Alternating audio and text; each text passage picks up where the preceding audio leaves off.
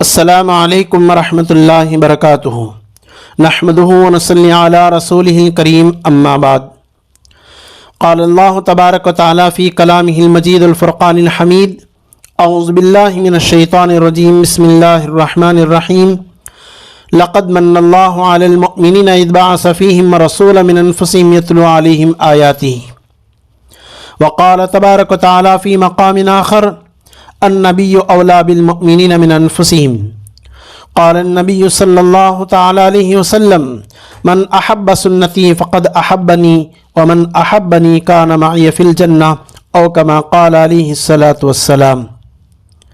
محترم معزز سامعین، آج میرا عنوان ہے رسول اللہ صلی اللہ علیہ وسلم کی شان۔ آپ کا مقام اور مرتبہ کتنا بلند تھا، اس کو مجھے قرآن اور حدیث کے سامنے آپ کے سامنے پیش کرنا ہے۔ یاد رکھیں، ہم اپنی جان سے زیادہ رسول اللہ صلی اللہ علیہ وسلم کو پیارا سمجھیں۔ رسول اللہ صلی اللہ علیہ وسلم فرماتے ہیں لا یؤمن احدکم حتی اکون احب الیہ من والدہ وولدہ والناس اجمعین۔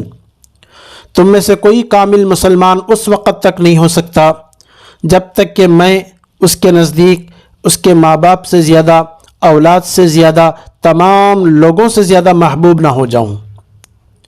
اسی لیے فرماتے ہیں ایک مسلمان کا اپنے متعلق اتنا جاننا ضروری نہیں جتنا کہ اپنے رسول صلی اللہ علیہ وسلم سے متعلق جاننا ضروری ہے۔ جب ہم اپنے رسول صلی اللہ علیہ وسلم کو نہیں پہچانیں گے تو پھر کیسے اپنے ایمان اور اسلام کو پہچان سکتے ہیں؟ آپ کا درجہ مقام سب سے بلند و بالا ہے۔ ہمارے نبی صلی اللہ علیہ وسلم کو اللہ نے سب انبیاء کرام سے پہلے نبوت کی دولت عطا فرمائی تھی، لیکن اللہ نے اپنی مصلحت اور حکمت کے مطابق اپنے محبوب نبی صلی اللہ علیہ وسلم کو سب سے آخر میں مبعوث فرمایا، سب سے آخر میں بھیجا، لیکن نبوت تمام انبیاء کرام سے پہلے ادا کرتی تھی۔ دلیل اس کی یہ ہے، عبداللہ بن مسعود رضی اللہ تعالیٰ عنہ بیان کرتے ہیں نبی علیہ الصلوۃ والسلام نے ارشاد فرمایا ان اللہ جمیل یحب الجمال، اللہ حسین ہے، اس کو حسن محبوب ہے۔ حسن کا تقاضا یہ ہے کہ اللہ اپنی معرفت کرائے، اپنا ظہور اور معرفت کرائے۔ اس لیے اللہ نے اپنی معرفت کرانے، اپنے جمال و کمال کو ظاہر کرنے کے لیے مخلوق پیدا فرمائی۔ سب سے پہلے اپنی صفت خلق کو ظاہر کیا اور رسول اللہ صلی اللہ علیہ وسلم کا نور پیدا فرمایا۔ اس نور کو اپنی صفات جمال و کمال کا جامع بنایا، پھر مجمع کمالات کی تفصیل کے لیے جملہ کائنات کو اسی نور سے اللہ نے بنایا۔ یہ بات سمجھ لینی چاہیے، لولا کا لما خلقت الافلاک والارضین، اگر اللہ نے اپنے حبیب صلی اللہ علیہ وسلم کو پیدا نہ کرنا ہوتا تو آسمان و زمین کو اللہ بھی نہ بناتی۔ اپنے حبیب ہی کے واسطے یہ کائنات بنائی، اگر آپ نہ ہوتے تو یہ آسمان و زمین پیدا نہ کیے جاتے۔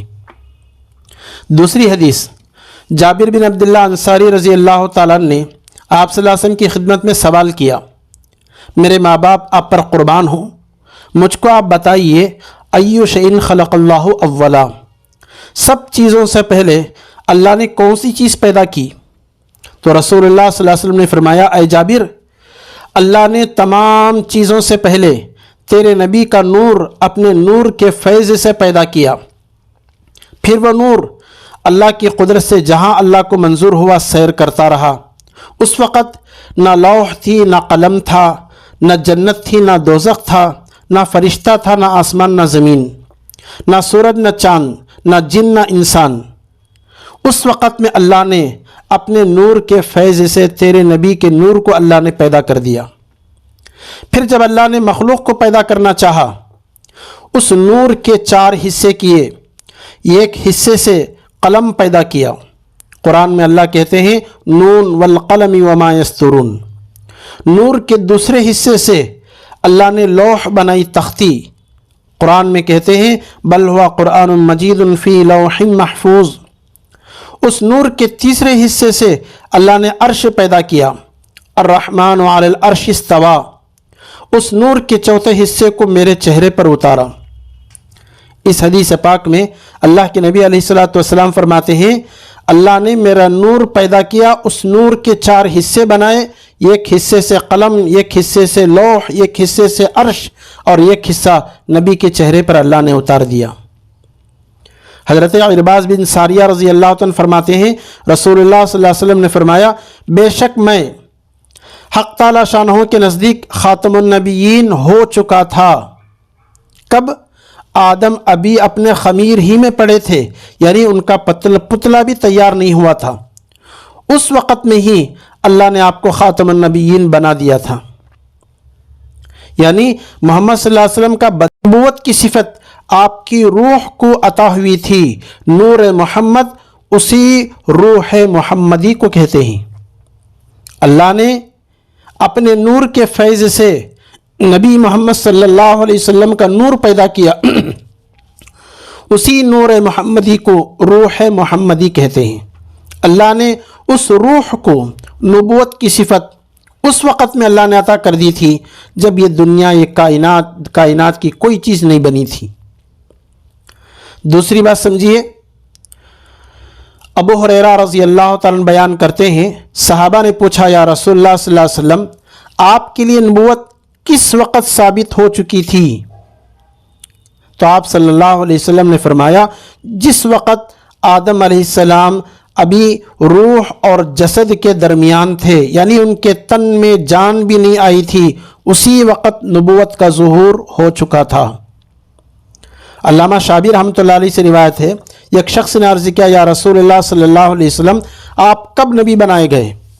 تو آپ صلی اللہ علیہ وسلم نے فرمایا آدم اس وقت تک روح اور جسد کے درمیان میں تھے جبکہ مجھ سے اسی وقت میں اللہ نے نبوت میرے روح کو عطا فرما دی تھی۔ اسی طریقے سے اللہ نے قرآن میں کہا وَإِذْ أَخَذْنَا مِنَ النَّبِيِّينَ مِيثَاقَهُمْ وَمِنْكَ مِن نُوحٍ، اس آیت کی تفسیر میں فرماتے ہیں کہ اللہ نے پیغمبروں سے میثاق لی۔ امام زین العابدین حضرت حسین رضی اللہ تعالیٰ عنہ کے فرزند ارجمند حضرت علی، جن کو امام زین العابدین کہتے ہیں، وہ فرماتے ہیں کہ میں نے حدیث سنی اپنے ابا حضرت امام حسین رضی اللہ تعالیٰ عنہ سے، انہوں نے وہ حدیث سنی حضرت علی مرتضیٰ رضی اللہ تعالیٰ عنہ سے، انہوں نے یہ حدیث سنی رسول اللہ صلی اللہ علیہ وسلم سے۔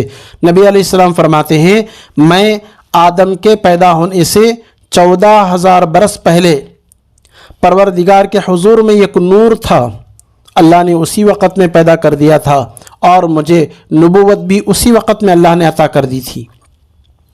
سہل بن سعد رضی اللہ تعالیٰ عنہ فرماتے ہیں امام باقر رضی اللہ تعالیٰ عنہ سے لوگوں نے پوچھا سب انبیاء سے پہلے نبوت رسول اللہ صلی اللہ علیہ وسلم کو اللہ نے دی ہے، یہ کیسے ہم سمجھیں؟ تو حضرت امام باقر رضی اللہ تعالیٰ عنہ نے اس کی تشریح فرمائی آپ سب نبیوں سے آخری نبی بنا کر بھیجے گئے ہیں، لیکن نبوت بہت پہلے عطا ہو گئی تھی۔ کیسے؟ جب اللہ نے بنی آدم سے یعنی آدم علیہ السلام کی پشتوں سے ان کی اولاد کو عالم میثاق میں جمع کیا، ان سب سے ان کی ذات پر یہ اقرار لیا کیا میں تمہارا رب نہیں ہوں؟ تو سب سے اول جواب میں رسول اللہ صلی اللہ علیہ وسلم کی روح نے جواب دیا تھا بلا کیوں نہیں، آپ ہی ہمارے رب ہیں۔ یہ محمد صلی اللہ علیہ وسلم نے کہا ہے، اسی لیے آپ کو سب انبیاء سے تقدم حاصل ہے۔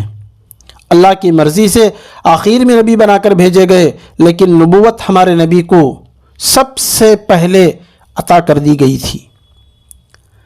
دلیلیں بہت ساری ہیں۔ غزوہ تبوک سے رسول اللہ صلی اللہ علیہ وسلم مدینہ تشریف لائے تو حضرت عباس رضی اللہ تعالیٰ نے عرض کیا یا رسول اللہ صلی اللہ علیہ وسلم مجھ کو اجازت دیجئے میں آپ کی مدح کروں، آپ کی میں تعریف میں چند قصیدے پڑھوں۔ تو آپ صلی اللہ علیہ وسلم نے ارشاد فرمایا کہو، اللہ تمہارے منہ کو سالم رکھے، سلامتی دے۔ حضرت عباس رضی اللہ تعالیٰ نے قصیدے پڑھنا شروع کیے۔ آپ کے سامنے یہ قصیدے پڑھے جس کا ترجمہ یہ ہے حضرت عباس رضی اللہ تعالیٰ عنہ نبی صلی اللہ علیہ وسلم کے سامنے جو قصیدے پڑھے ہیں اس کا ترجمہ یہ ہے: زمین پر آنے سے پہلے آپ جنت کے سائے میں خوشحالی میں تھے، آپ صلب آدم میں تھے، پھر زمین پر آدم کا نزول ہوا، وہ مادہ جو آدم میں تھا منتقل ہو کر کشتی نوح میں سوار ہوا، پھر نار خلیل میں منتقل ہوا، پھر خاندانی شرف اولاد خندف میں منتقل ہوا۔ خندف یہ لقب ہے آپ صلی اللہ علیہ وسلم کے جد امجد، جد بعید مدرکہ بن الیاس کی والدہ کا، اس کی طرف اشارہ ہے اولاد خندف۔ پھر جب آپ پیدا ہوئے تو زمین روشن ہو گئی، آپ کے نور سے آفاق منور ہو گئے، سو ہم اس نور میں ہدایت کے رشتوں کو رستوں کو قطع کر رہے ہیں۔ جنت کے سایوں میں ہونا، آدم کے صلب میں ہونا، کشتی نوح میں ہونا، نار خلیل میں ہونا، یہ قبل ولادت جسمانیہ ہے۔ جب آپ کا جسم نہیں بنا تھا اس وقت سے پہلے آدم علیہ السلام کے پیٹ میں تھے، نوح علیہ السلام کی کشتی میں منتقل ہوئے، ابراہیم علیہ السلام کے جب آگ میں پھینکے گئے اس وقت میں وہاں منتقل ہوئے۔ یہ سب حالات روح مبارک کے ہوئے۔ نوح علیہ السلام کی کشتی جودی پہاڑ پر ٹہرتی ہے، اس میں بھی ہمارے نبی صلی اللہ علیہ وسلم ذریعہ بنتے ہیں۔ اگر نبی علیہ السلام کشتی نوح میں سوار نہ ہوتے تو جودی پہاڑ پر کشتی نہ ٹہرتی۔ ابراہیم علیہ السلام پر آگ گلے گلزار ہوئی، آگ نہیں جلائی تو اس میں بھی ہمارے نبی علیہ السلام کا ذریعہ ہے۔ رسول اللہ صلی اللہ علیہ وسلم کا نور ابراہیم علیہ السلام کے پیشانی پر چمک رہا تھا، جس کو حضرت سارہ نے دیکھ کر پہچان لیا تھا۔ عبارت ہے یہ نور محمدی سے۔ محترم ناظرین، اللہ تبارک و تعالیٰ نے ہمارے نبی صلی اللہ علیہ وسلم کو بہت ساری امتیازی خصوصیت اللہ نے عطا فرمائی تھی۔ بچپن کی شان سب سے نرالی، دیگر انبیاء میں وہ بات نہیں ملتی جو حضور صلی اللہ علیہ وسلم کی ولادت سے متعلق ملتی ہے۔ اللہ نے سب سے پہلے ربوبیت کا اقرار کر کے ابدیت کا صلہ پھر رسالت سے سرفراز فرمایا، جس کی ترتیب یوں تھی: روح مبارک کو بشریت کا جامہ پہنا کر خدائی مخصوص صفات جو ہیں الوہیت، ربوبیت، سمدیت، یکتائی، کبریائی وغیرہ کے علاوہ جو صفات و کمال کسی بشر کو دیے جا سکتے ہیں، وہ تمام کمالات اللہ نے آپ کی روح مبارک کو عطا فرمائے تھے۔ یعنی آپ بشر تو ہیں مگر اور انسانوں سے بڑھ کر اللہ کے بعد آپ کا مقام اور مرتبہ ہے۔ یعنی بشر ہونے کے باوجود ما فوق البشر کی خصوصیات اللہ نے ہمارے نبی کو دی ہیں۔ یقیناً رسول اللہ صلی اللہ علیہ وسلم انسان ضرور ہیں مگر اور انسانوں سے بڑھ کر ما فوق البشر کی خصوصیات اللہ نے رسول اللہ صلی اللہ علیہ وسلم کے اندر جمع فرما دی تھی۔ واقعہ ہے، ابن عساکر کے اندر یہ واقعہ موجود ہے۔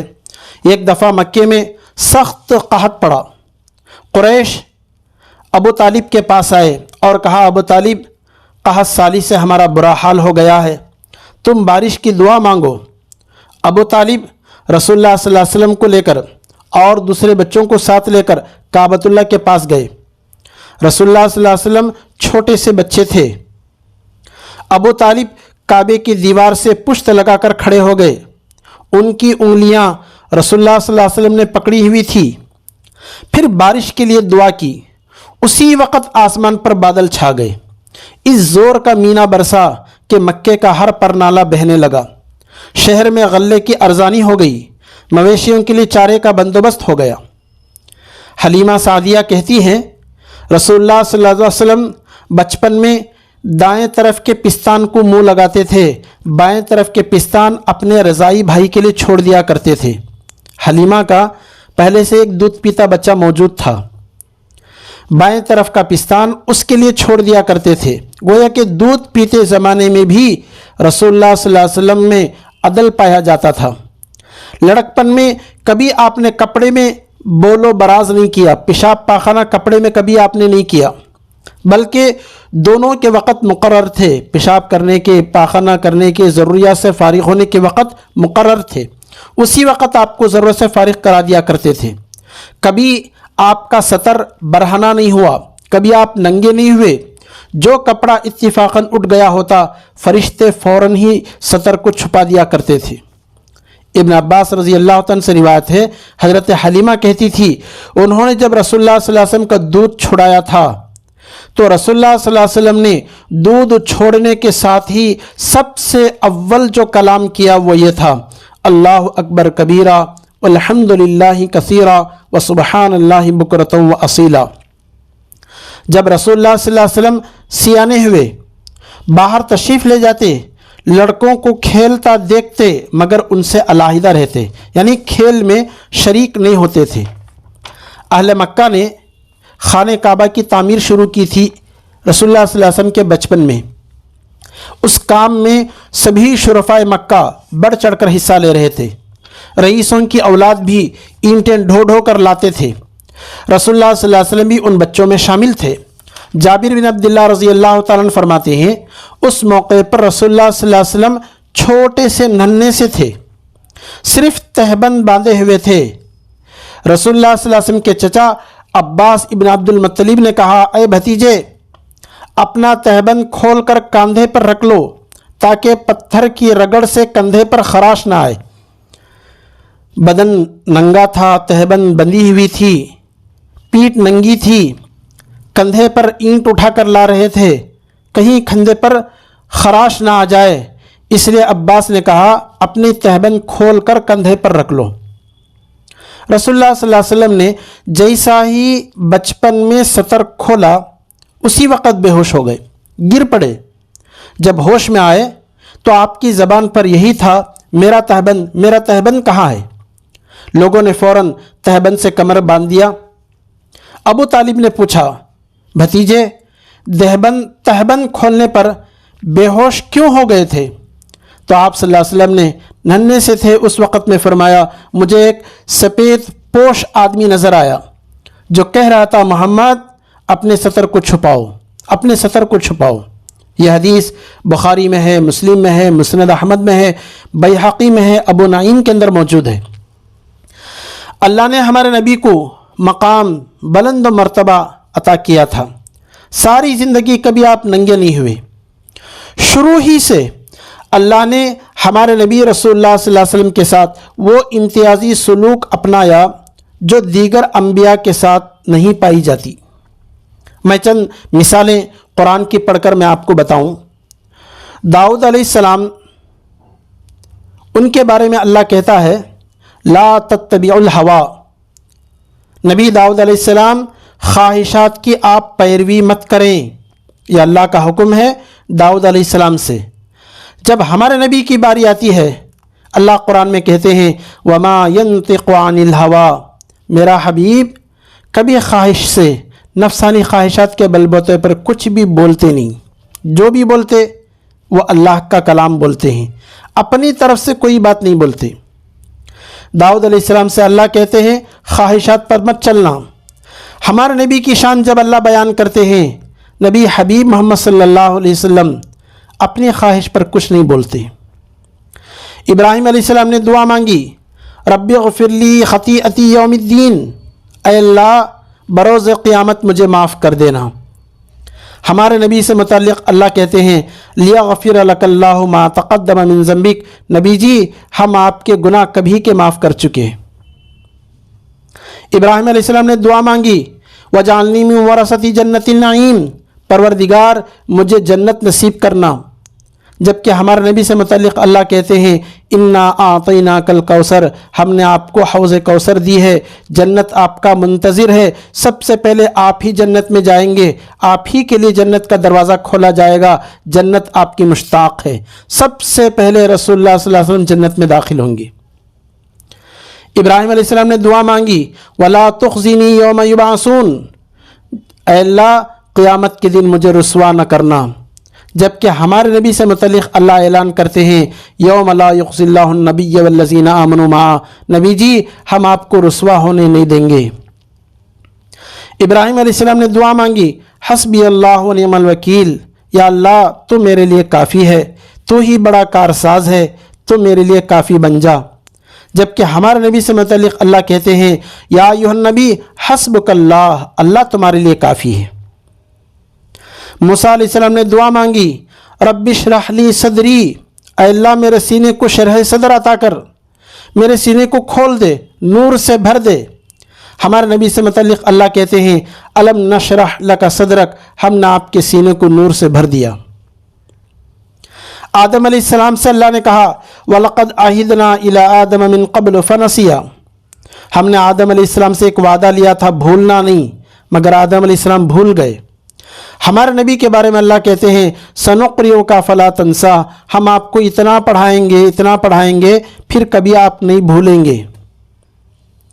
اللہ نے ساری دنیا سے کہا تم مجھے راضی کرو، جبکہ ہمارے نبی کے بارے میں اللہ کہتا ہے وَلَسَوْفَ يُعْطِيكَ رَبُّكَ فَتَرْضَىٰ، نبی جی ہم آپ کو اتنا دیں گے کہ آپ خوش ہو جائیں گے۔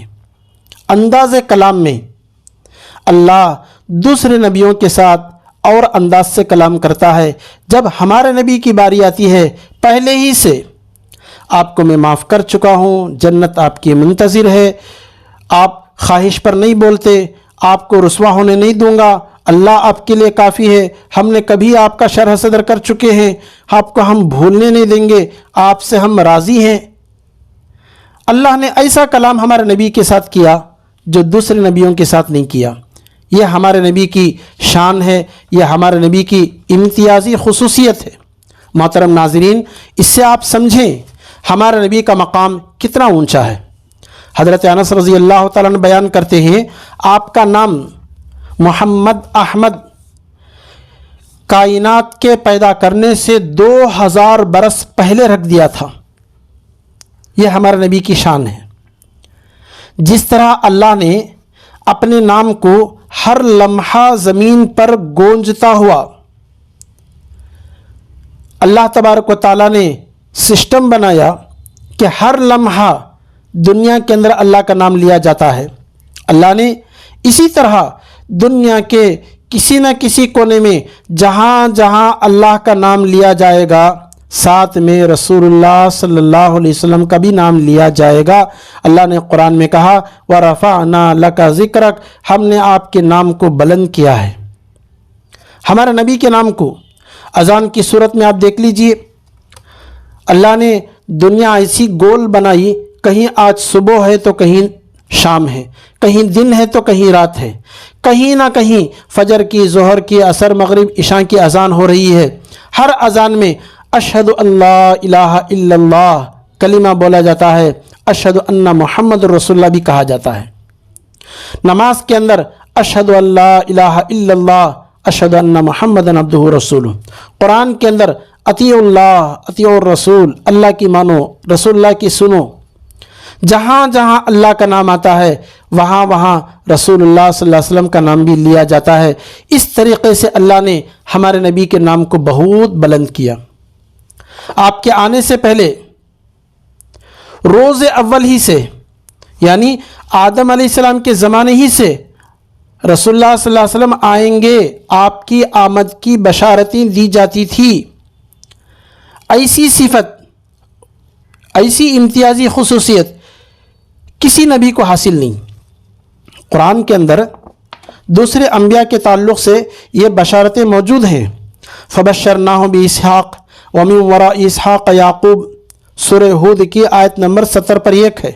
اس میں اللہ کہتے ہیں، حضرت سارہ کو بشارت دیتے ہیں آپ اس وقت تک زندہ رہیں گی جب تک کہ اسحاق پیدا نہ ہو جائے، ان کے بعد یعقوب علیہ السلام پیدا نہ ہو جائے۔ آپ کو اسحاق پیدا ہوں گے، یعقوب پیدا ہوں گے آپ کی اولاد میں، یہ ابراہیم علیہ السلام کی اولاد ہیں، اسحاق علیہ السلام، ان کے بعد یعقوب علیہ السلام۔ بشارتیں دی ہیں، لیکن چند روز پہلے، چند مہینے پہلے یا چند سال پہلے۔ اسی طریقے سے زکریا علیہ السلام کے حق میں اللہ نے بشارت دی ان اللہ یبشرک بیحییٰ، یحییٰ علیہ السلام پیدا ہوں گے، آل عمران کی 30 پر 9 نمبر آیت کی ہے۔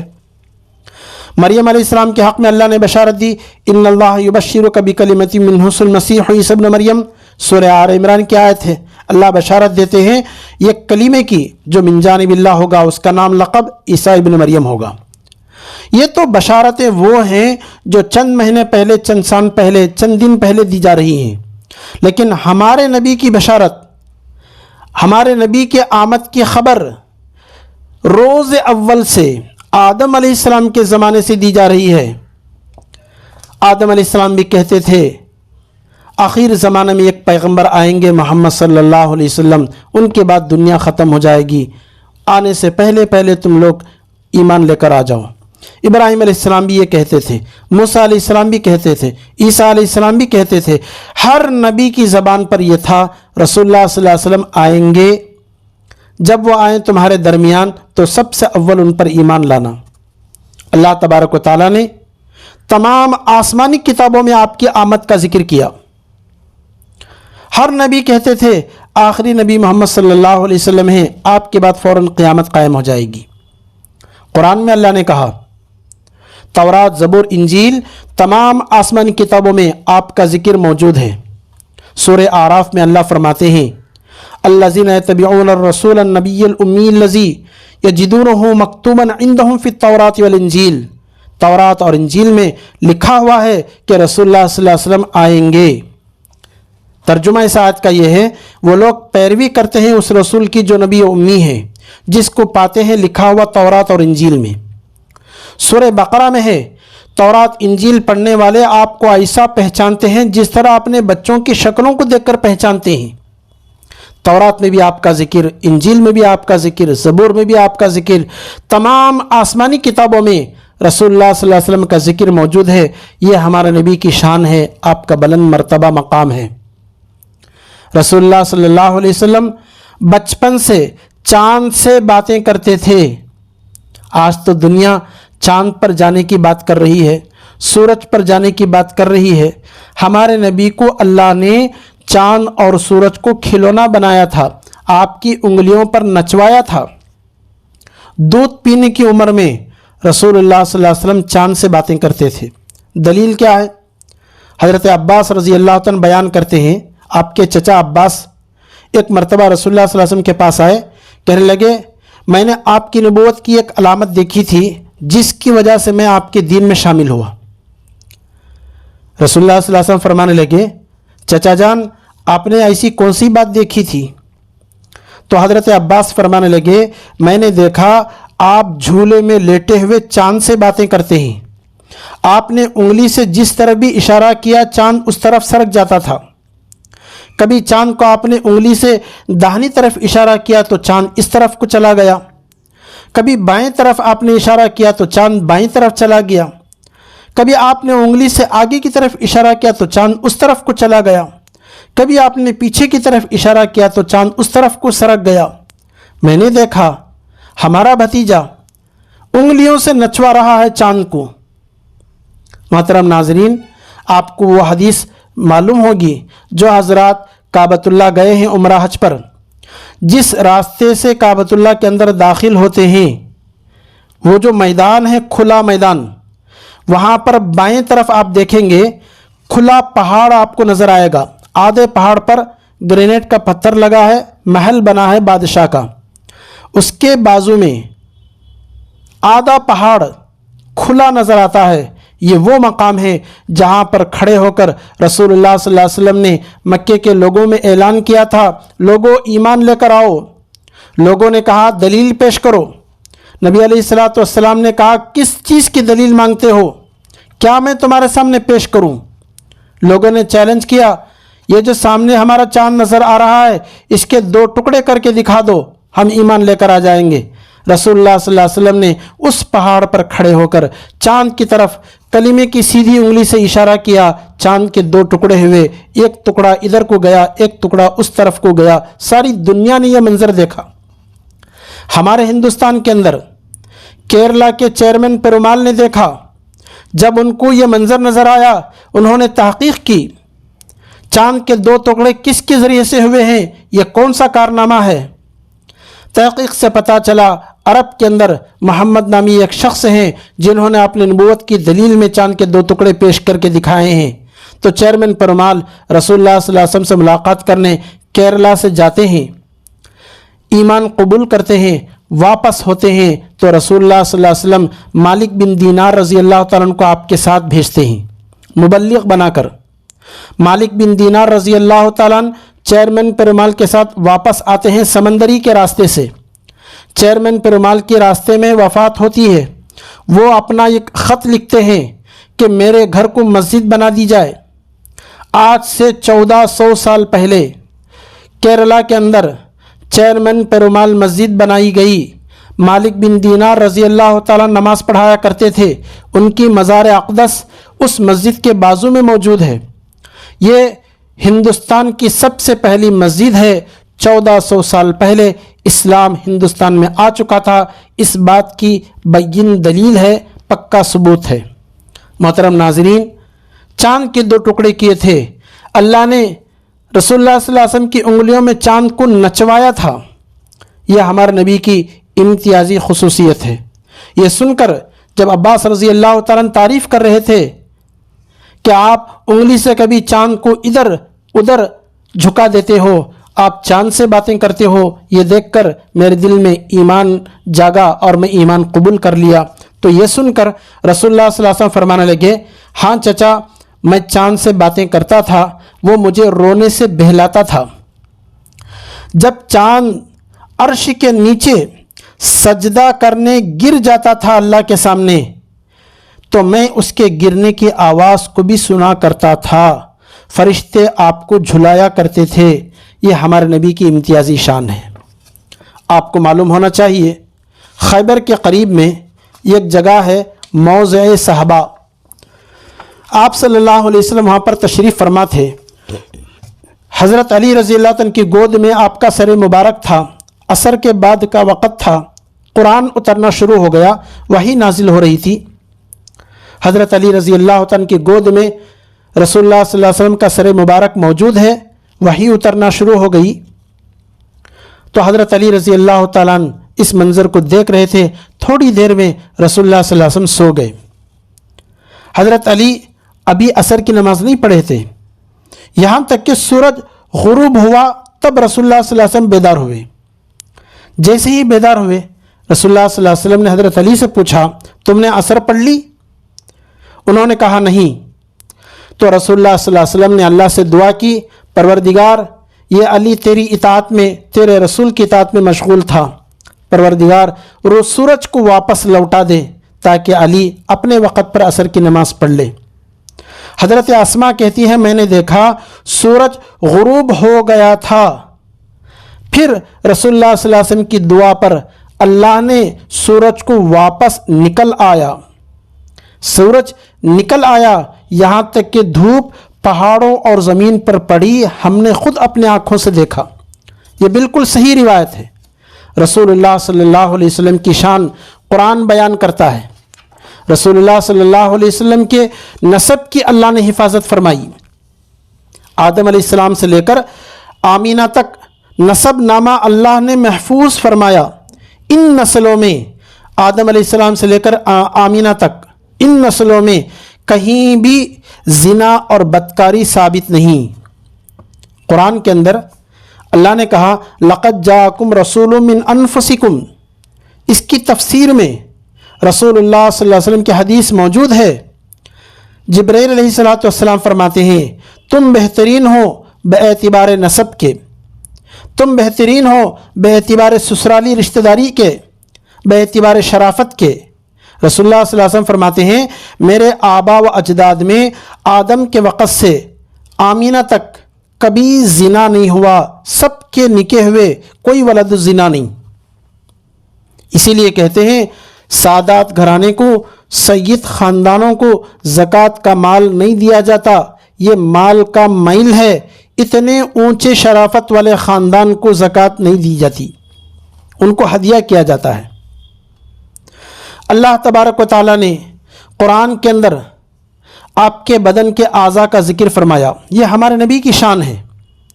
دل سے متعلق, قلب سے متعلق اللہ نے قرآن میں کہا سورہ نجم میں, ما کذب الفؤاد ما رآ, جھوٹ نہیں کہا رسول کے دل نے جو دیکھا. نزل بہ الروح الامین علی قلبک, سورہ شعراء کی آیت ہے. لے کر اترا اس کو فرشتے معتبر تیرے دل پر. زبان سے متعلق اللہ نے قرآن میں کہا فإنما یسرناہ بلسانک, سورہ دخان کی آیت. اسی طریقے سے لا تحرک بہ لسانک لتعجل بہ، سورۃ القیامہ کی آیت زبان کے بارے میں، آپ اپنی زبان کو حرکت میں دیجیے قرآن کو جلدی جلدی یاد کرنے میں۔ فإنما یسرناہ بلسانک، یہ قرآن آسان کیا ہم نے اس کو تیری زبان میں۔ بولنے سے متعلق اللہ قرآن میں سورہ نجم میں کہتے ہیں وما ینطق عن الہویٰ، نہیں بولتا اپنے نفس کی خواہش سے۔ آنکھ کے بارے میں، ہمارے نبی کی آنکھ کے بارے میں قرآن کہتا ہے ما زاغ البصر وما طغیٰ، نہیں بہکی نگاہ اور نہ ہی حد سے بڑھی، سورہ نجم کی روایت آیت۔ چہرے سے متعلق اللہ نے کہا قد نرى تقلب وجهك في السماء، سورہ بقرہ کی آیت ہے، بے شک ہم دیکھتے ہیں بار بار اٹھنا تیرے منہ کا آسمان کی طرف۔ ہاتھ اور گردن سے متعلق اللہ قرآن میں کہتے ہیں ولا تجعل يدك مغلولة الى عنقك، یہ سورہ بنی اسرائیل کی روایت۔ نہ رکھ اپنا ہاتھ بندھا ہوا اپنی گردن کے ساتھ۔ سینہ اور پشت سے متعلق اللہ قرآن میں کہتے ہیں الم نشرح لك صدرك ووضعنا عنك وزرك الذي انقض ظهرك، کیا ہم نے کھول دیا تیرا سینہ، اتار رکھا تجھ پر تیرا بوجھ جس نے جھکا دی تھی تیری پیٹھ۔ اللہ نے قرآن میں آپ کے زبان کا، آپ کے قلب کا، آپ کے بولنے سے متعلق، آپ کی آنکھ کا، آپ کے چہرے کا، ہاتھ اور گردن کا ذکر قرآن میں کیا۔ یہ ثبوت ہے اللہ کو اپنے حبیب بہت پسند ہیں۔ اللہ نے ہمارے نبی کی شان بہت بلند کر رکھی۔ ہر نبی اپنے امتی کے واسطے ہوتے ہیں، مگر رسول اللہ صلی اللہ علیہ وسلم کی رسالت تمام نبیوں کے لیے، تمام امتوں کے واسطے ہیں۔ ہمارے نبی کی امت آدم علیہ السلام کی امت بھی ہے، نوح علیہ السلام کی امت بھی ہے، ابراہیم علیہ السلام کی امت بھی ہے، ساری امم ہمارے نبی کی امت میں داخل ہیں۔ ہمارے نبی ہمارے بھی نبی ہیں، ابراہیم علیہ السلام کے بھی نبی ہیں، موسیٰ عیسیٰ علیہ السلام کے بھی نبی ہیں، سب کے نبی ہمارے نبی ہیں۔ رسول اللہ صلی اللہ علیہ وسلم کی رسالت تمام نبیوں کے لیے، تمام امتیوں کے واسطے ہے۔ رسول اللہ صلی اللہ علیہ وسلم فرماتے ہیں ہم دنیا والوں کے لحاظ سے آخری امت ہیں، مگر قیامت میں سب سے پہلے ہم ہوں گے، تمام مخلوق سے پہلے ہمارا حساب کتاب ہوگا۔ یہ ہمارے نبی کی شان ہے۔ رسول اللہ صلی اللہ علیہ وسلم فرماتے ہیں ہم آخری امت ضرور ہیں، مگر ہمارا حساب کتاب سب سے پہلے ہوگا۔ دوسری امتیں ہمارے لیے راستہ چھوڑ کر ایک طرف ہو جائیں گی، ہم پاکیزہ اور طہارت کے اثر سے بڑی آسانی سے وہاں گزریں گے۔ رسول اللہ صلی اللہ علیہ وسلم کی اتنی اونچی شان ہے۔ محترم ناظرین، جب ہمارے پیغمبر اتنے بڑے، اتنی شان رکھنے والے ہیں، ہمیں اپنے آپ پر فخر ہونی چاہیے۔ ایک حدیث کہہ کر میں اپنی بات ختم کرتا ہوں۔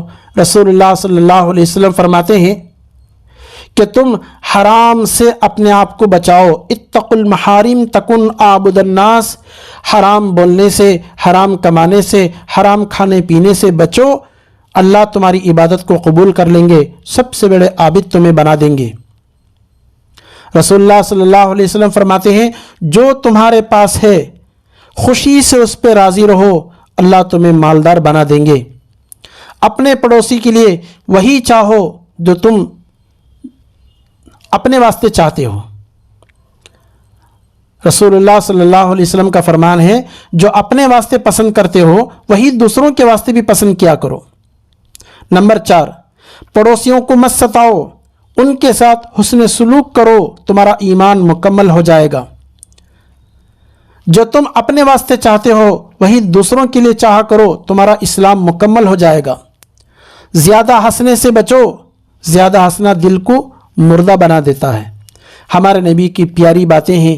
میں آپ سے گزارش کرتا ہوں کہ اللہ پاک ہم تمام کو سنتوں کی اتباع کرنے کی توفیق دے۔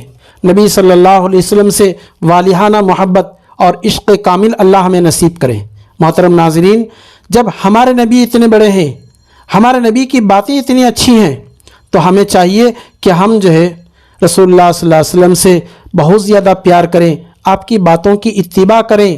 ان تطیعوہ تہتدوا، اللہ قرآن میں کہتا ہے اگر تم نبی کی باتوں کی اتباع کرو گے تو ہدایت پالو گے، ہدایت یافتہ ہو جاؤ گے۔